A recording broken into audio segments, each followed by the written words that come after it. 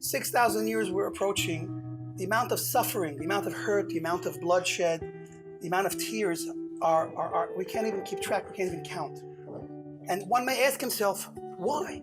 What is it all for? How come? Why do we have to go through this? And it's not an easy answer. There is no easy answer. You know, what I would like to touch on is, from a more positive note, where we're heading. What is this all about? 6,000 years, 2,000 years of Galut. Why? Why are we going through this, and what can we take out of this period, the time that we mourn the Churban Habayit, the destruction of the Beit HaMikdash, and how can we be prepared and take something this time that will help change us, and maybe change us enough that won't be the next time. So I'd like to start with a story that I think it's a great story. I kind of wrote it. It's so empowering to be able to just like write your own story, because you could control it, whatever happens. Whatever you want to happen is what happens. And that's amazing. It's not so with life, because I wanted to be slim and handsome, and I'm just handsome. I mean, whatever. So here's the story. It's a mashal. Imagine the moment we've been waiting for thousands of years, for so long. What moment is that? Mashiach, the Messiah. He's here. And you're getting the WhatsApps and the emails and the whatever you call them. And it's just, the news is spreading like wildfire. But like my posts on social media, nobody's paying attention. You know, or like not too many people are paying attention. How many times can I like my own post? You know?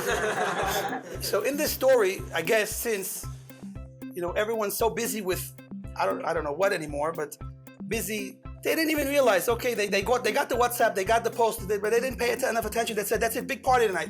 Like, big party tonight. I'm still recovering from a big party last night. Who's got time for a big party tonight?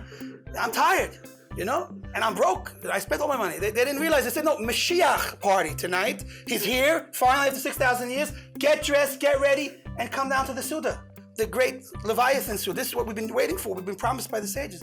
So, of course, I'm a nerd. I'm bored. I don't do nothing. I'm home, waiting for such good news. So I'm dressed up with my suit, and it's like tonight I'm wearing a tie. Usually don't wear a tie. For you guys, I wore one. So I'm ready. I get dressed. I go to this party, and I see a few other nerds like me. Big beards, little beards, no beards. But with the unique uniting factor of all of us is we had nothing better to do. So we're there at this party, and so we're looking around like.